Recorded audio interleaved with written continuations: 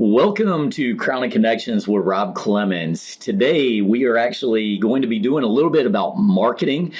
This is a very important show to me because every business in America always needs better marketing. You need to bring in more customers. You want to bring in the right kind of customers. And so I'm excited to have an actual specialist in the field, none other than Adam Guttadauro. And Adam, did I do your last name okay? You did. That was better than 90% of people who say it. Man, I'm off on we got this thing on a beautiful start, man. Awesome, man. Well, a pleasure to have you on the show today, and I'd love to just jump straight into this. If you would, tell us a little bit about your company and why you started it. Yeah, so I own 4624 Creative. We're a boutique digital marketing agency that works with companies in all industries, all sizes. So the starting was actually a pretty funny story. I worked for a blog that my friend owned, and the point of the blog was that we were high school kids, we had no money, we wanted to get into concerts for free. So he had a really good camera, he's an amazing photographer to this date, and I could write. So, we started going to these events, doing concert write-ups, things like that, and that kind of scaled up into doing more creative logistics for large-scale events. And then we kind of, grew that, and then he kind of took that over, and I took a lot of those skills that I met, not as much on the marketing side, but actually the networking side. And I was able to kind of build a strong network of business owners who were offering me a lot of opportunities to, grow my business. And, as that time went on, I was in college, I had a few other businesses going, I graduated, then I got a job in the marketing field right out of college.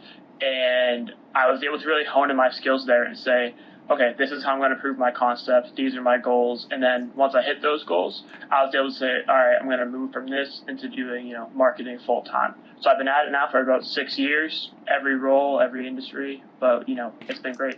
No, it's really cool. Tell me about how you came up with that name. I mean, it's a unique name. What does that mean? Yeah, so that number 4624 is actually the house number that I started the company in. Cool. So I figure I will never forget my address, and it's always going to make a funny story. I thought there was. Yeah, that was really it. I was going to see if you had some numerology thing, like Rob in numerology 4624, whatever. But no, that's cool. So as far as your company, you've had great success with it so far. Tell me what you're seeing in the industry right now. If you had a tip for a business that is trying to get more customers, they're trying to identify themselves better. What are the best tips that you have for a business in that situation? Just pay attention to your audience. I think a lot of times we're so focused on generating the leads and quantifiable revenue as business owners that we forget about the building awareness and building a presence aspect of things. We jump from, step 1 to step 6, which is, proving your business to making money, and you forget about establishing yourself in your community, establishing yourself in your industry, things like that. So pay attention to what people are doing and pay attention to what your audience is looking for and find those pain points. And that's how you kind of build that successful audience. Do you find that a lot of companies really start with the wrong aspect in the first place of why they do what they do? And I say this with this concept. I was talking to some business owners at a public speaking event a couple of weeks ago.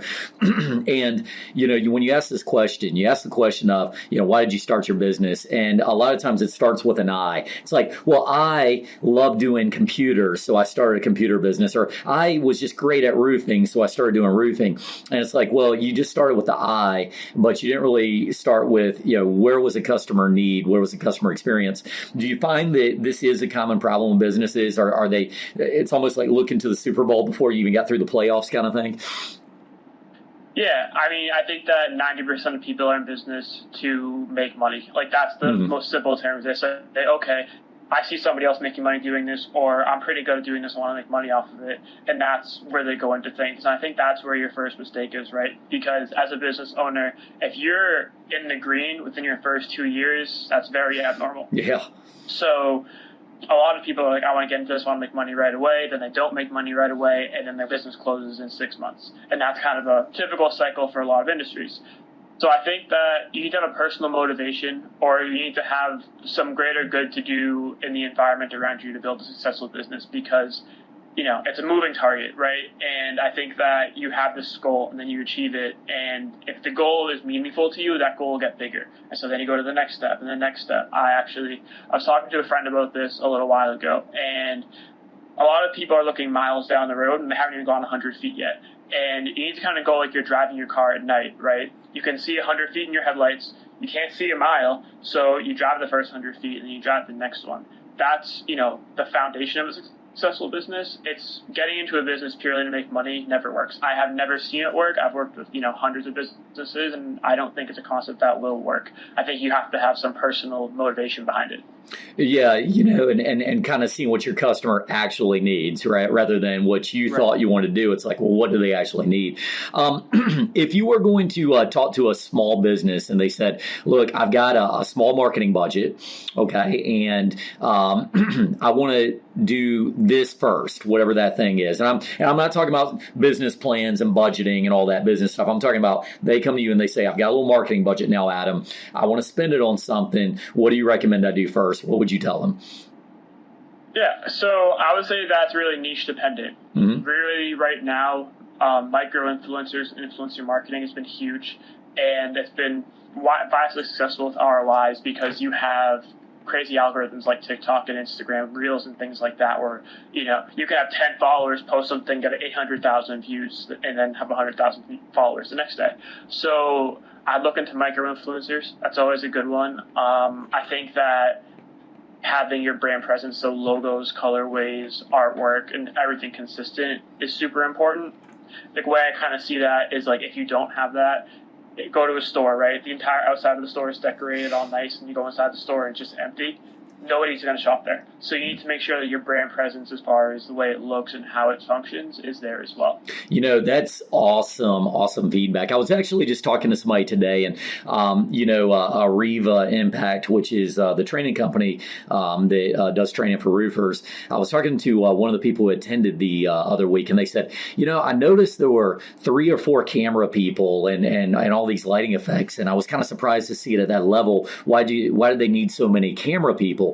And I said, really, aside from the fact that you're going to get some great graphical stuff on the back end, it created an impression for the group that was out there that was really pretty impressive, because you get out and you're like, wow, what a big deal this is. And I said, so if you took that same, 3 camera guys, giant screen, and you had none of that, and you just have one guy up in the front with a notepad talking, it would have felt a lot less impressive to the group, and immediately your brain just is not thinking you're seeing something special. In the same way, I think you're saying a business, if you're a business, make sure you get the right logo, the right impression, present yourself properly to get going first. And I love that. Let me go back to something you said a minute ago, Adam. I know you talk about micro influencers, and I can see the value in that. That makes perfect sense. If you get people talking about your brand, it's like almost in some ways it could be free advertising. But we're seeing a lot more TikTok in 2022 and these kinds of things. I mean, it's almost like Facebook is, tried and true. Everybody knows about it. But now it's like as we shift from Facebook, you get into a TikTok. How can you turn TikTok into actual business for your company? Because obviously, every company's doing it. We're shooting videos and put it on TikTok. But, you get a couple of chats. But is there a way to actually turn this into business in your mind? Yeah, absolutely. TikTok has changed 120% in the last 6 months. So originally the target demographic there, you were looking like, 16 to 25. Now it's actually being dominated by 35 to 54. So wow. With that being said, those are people who are more qualified, more ready to purchase in 90% of circumstances. But you do have to catch them, and that comes from, interesting content. That comes from things that are organic and are trendy. I think, if I walk outside right now and I just film a video of the outside of my house, it's not going to get much traction. But if I follow the trends and kind of take those trends, manipulate them, and apply them to my business, and it goes viral, people already know what I do. They already know how I do it, and they already know that I'm qualified to do so because so many people have seen it. So that's kind of the way that I look at it, is be everywhere. Don't limit yourself to being somewhere because you don't think you're going to get business on there, because all it takes is one. Yeah. All it takes is one video on there and you're viral, and then people are going after you. I had a client who cleaned trash cans, and that was his whole business. He would drive around, clean the city trash cans. And he went viral on TikTok because he put together some funny content about cleaning trash cans, booked out for 6 months. Wow. It's all just a matter of how you do it. Man, it's amazing, and really, I tend to think that people almost try to copycat too much on social media, and I feel like the copycatting stuff, the fact that it's not authentic and new, is the thing that keeps people from exploding and really getting what they're hoping to do. So, creative content, is this something that you help your clients with? I mean, is that the kind of ideas you give people, or is that just a natural God-given ability to come up with stuff? Yeah, I mean, personally, I have people who can help people, generate great content. My personal focus is always revenue generation. Mm-hmm. So I think that putting a good team around you is really important. I have people who are better than me at every facet to help grow my business. And so I have people who are great with content and visual content and things like that. I have web designers who can build a better website than I can. And so I like to implement those people in the right situations. Then I can focus on the bigger picture aspect of the campaign. Yeah, great tips there for sure. Talking about revenue generation in marketing. Okay. So marketing, you have different elements. Sometimes we're trying to brand our company, although it doesn't necessarily, it's not as easy to track the revenue generation of that. You put a billboard up on the main highway. Not that many people are going to call usually and say, oh, I saw your billboard. It's usually a part of an end, I guess, funneling down to making them make that phone call. What is the best revenue generator? If you're talking about direct revenue generation, would you say it's Google Ads where that you can see it, immediately transfer? Or is there something else that you think is a better revenue generator that you can do in marketing? I think it really depends what you're selling, right? So, for example, the roofing industry.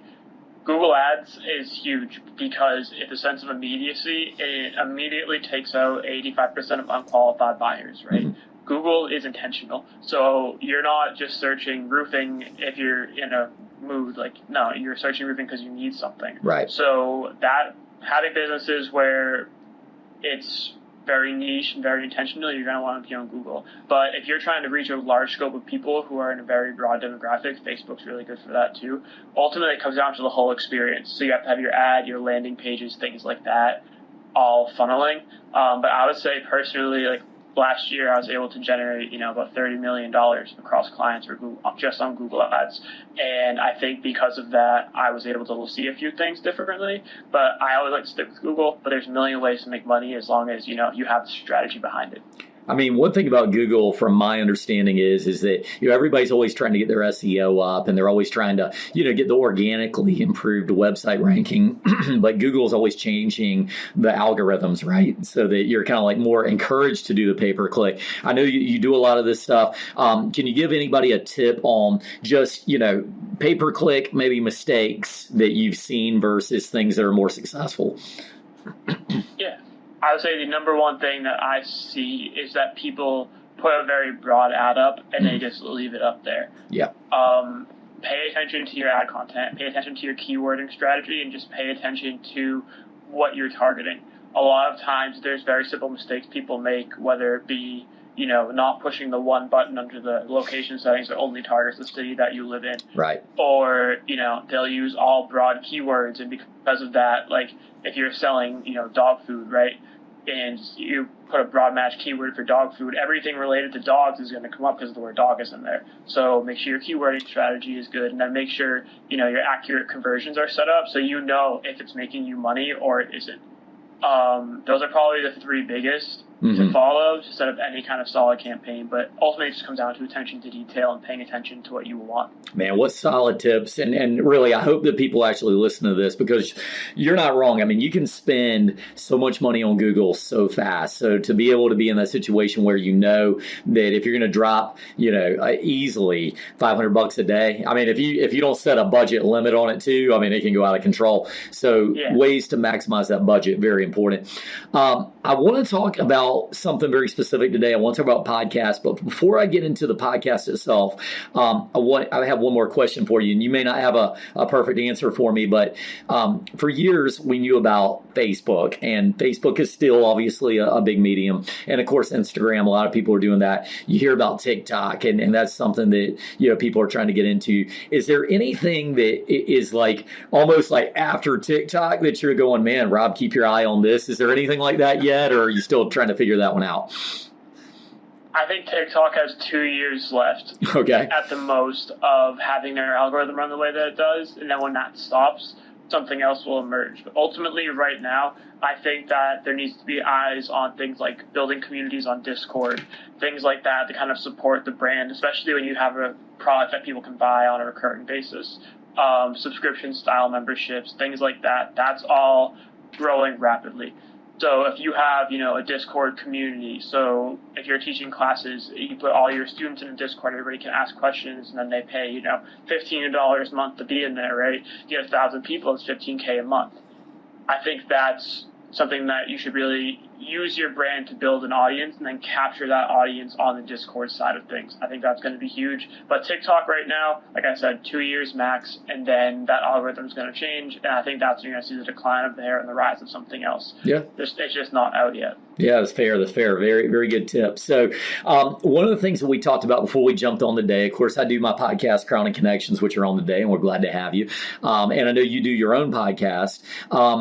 I'd love to spend a little bit of time on this today because a lot of people are out there, they want to do a podcast and they haven't done it yet, or they're doing one and it's not quite getting the legs that they're looking for. And I'd love to talk to you a little bit about this because I do respect the fact you've been putting these out. I know that you've been doing a good job with it. Tell me, and let's spend a little bit of time today. Let's talk about, what is the key to making a podcast that is both good and that actually gets out and gets the exposure you need? If you have some tips for us on that. I would say making a good podcast, starting there, research, know everything about the person you're getting on. So when you ask them a question, they can stop and say, that's a good question. Yeah. That's probably my favorite thing to happen is that awkward silence after the phrase, that's a good question. Yeah. So I think that's really important, knowing who you're interviewing, but also, have a plan, right? Have a plan, but don't have a script. Mm-hmm. So know what you want to talk about, but if you're reading off a script, people can tell, and that's kind of corny. So you need to just be able to have conversations and be honest, get your questions across, and that's what people will resonate with people. And then as far as exposure, there's a million ways to do it. So I think having guests is huge, and having guests who have a large following is even better, because then that will help click into them. And then personally, I like to run an ad or two with every podcast episode that I put out on Instagram. So just like a little Instagram video bite, and then what I can do is I can, pull data from that person's following and make sure that their followers are seeing this ad. So making sure that you run ads, you try to grow it, because the thing about organic social is if you put out the podcast to only your audience every single week, and your audience that you're putting it out to doesn't get any bigger, your views are never going to get any bigger. So you have to invest in the growth. Yeah. So having high quality guests, and then, putting support behind it, right? It's an aspect of your business. At the end of the day, it's another funnel for people to find out who you are, and that could turn to a referral. So making sure that those two things are really on point. That's a great point there, and I really appreciate that concept there. It's like anything else you do. You got to spend some money to actually and invest in it to really make it good. How much time do you take planning for each podcast you do, whether you have a guest or not? Tell me, roughly how much time it takes you to put into each show. Yeah, so essentially my kind of funnel from start to finish is I'll say, all right, I want a guest in this industry, and I'll literally go on Instagram and I'll send, 200 messages until I get blocked from sending messages for the next day. And I'll say, all right, whoever answers, that's who it's going to be, because I've already vetted these people. So that takes me a few hours. And then once I get the guest, get everything scheduled, as far as research, probably no more than a couple hours. Mm-hmm. I like to keep my things very, top of funnel style and just very conversational while getting that good information. Personally, on my podcast, it all kind of ties back to the same thing regardless of the guest. So it makes it a little easier for me. I like to talk about, focus and motivation and things along those lines. So if I know who I'm talking to, I can kind of take their careers and their stories. I just had Jay Perrin, who's a UFC fighter, and I did a lot of research on his fight record, things like that. And I was able to say, all right, Jay has done all this stuff. He has the perfect story for what I'm looking for. I'll tailor my questions to kind of his history, and then we'll have a conversation about it.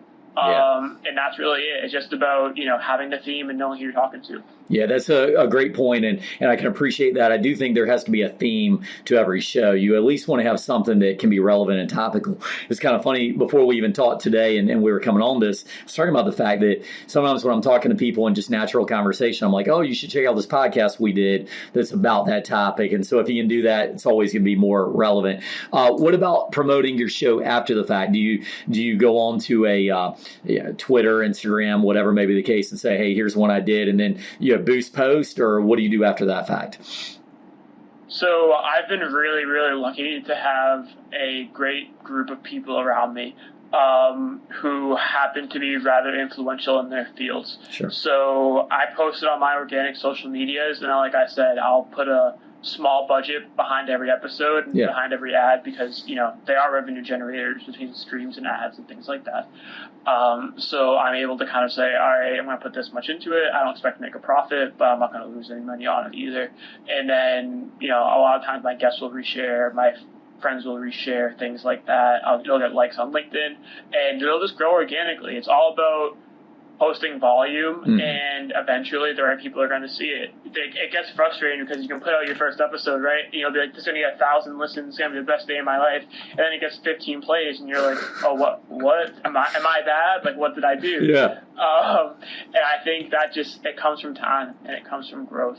So that's one thing that I always remind myself, is to just kind of slow down and enjoy it all. But like I said, it's all just about who's around me, and I'm just lucky to have people around me who happen to be in a position where they can help further my content. We're all on the same page. Yeah, that's great tips. And I think the consistency of the posting is obviously very important. I think almost in 2022, people got to the point where there's so much clutter out there, right? It's almost like if you're watching a great TV show and then it gets canceled after season 1. So people become jaded. They're like, why am I even going to listen to this? But if you can get some consistency where maybe they like something they heard and now they want to go back and listen to more of your episodes. And also, I like the fact you talked about preparation. If every episode's I'm going to talk about the same exact thing, it gets redundant and people don't want to hear that stuff. So definitely appreciate those tips. One thing you said a minute ago was you talked about LinkedIn, and LinkedIn, one of the fastest growing mediums still out there.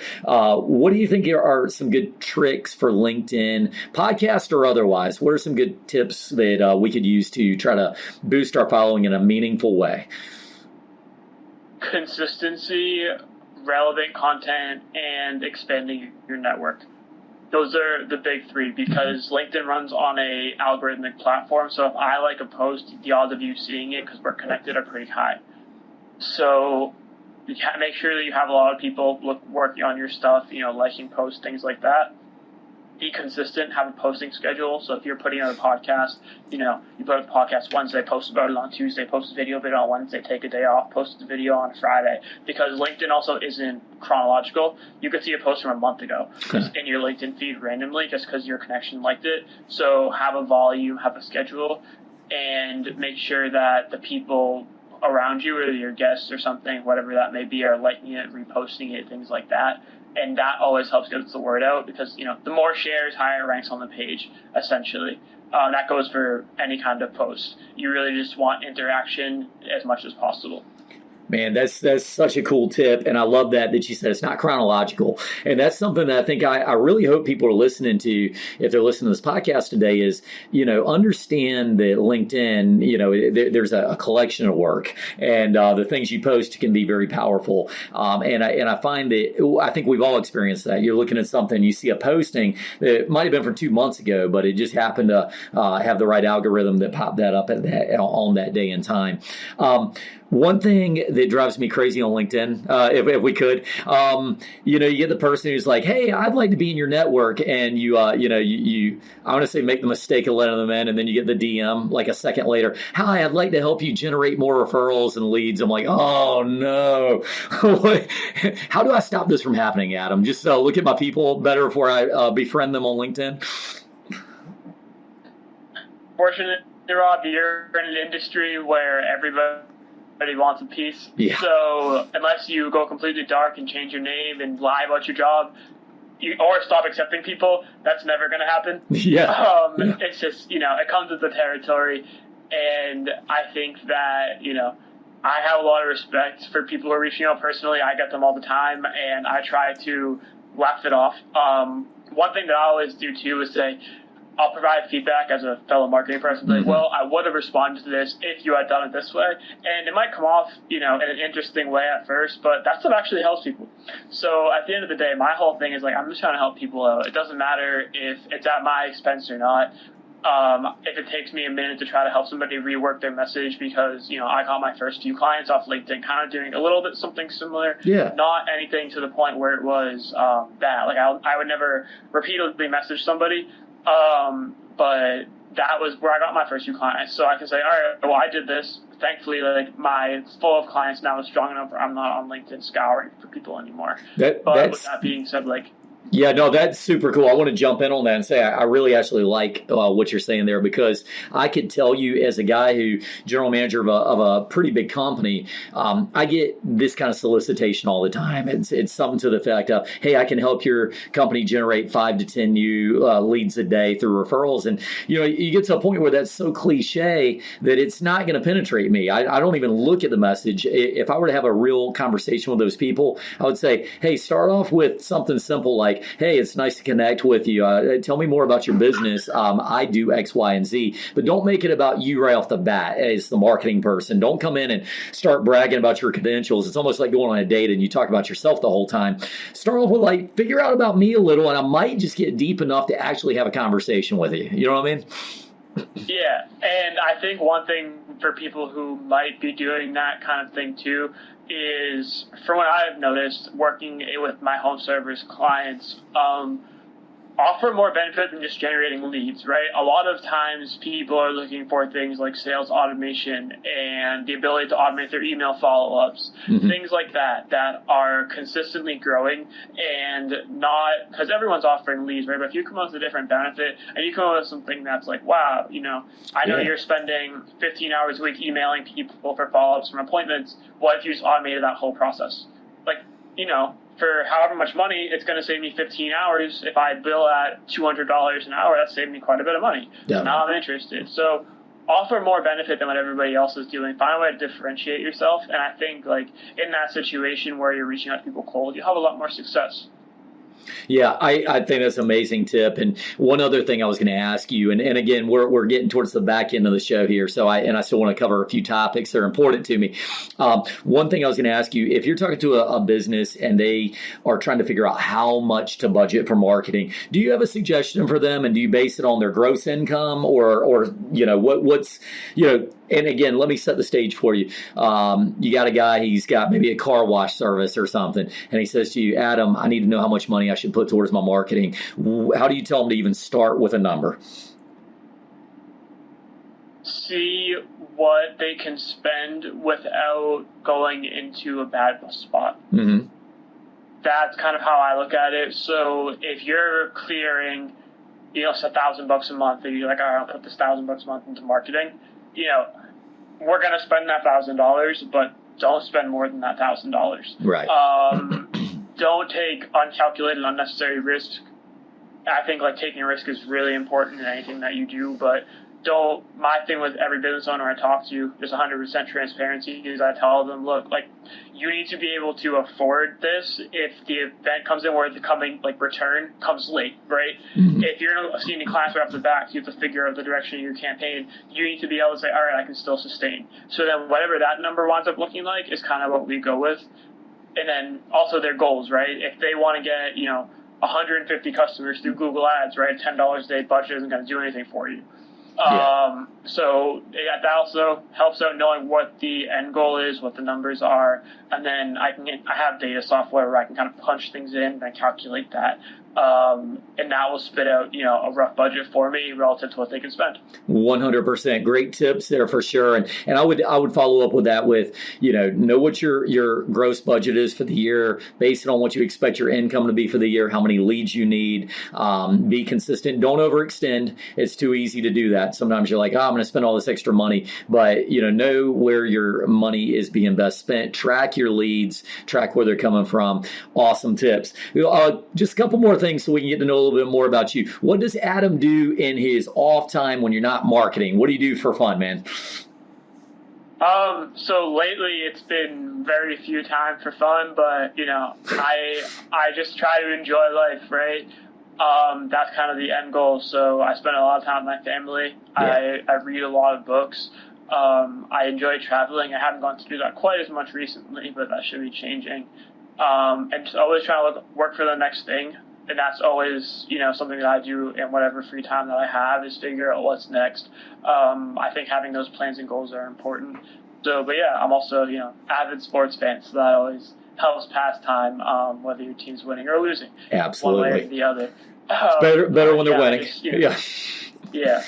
I'm just trying to enjoy the ride. And then, whatever time I have, my family is the most important thing to me.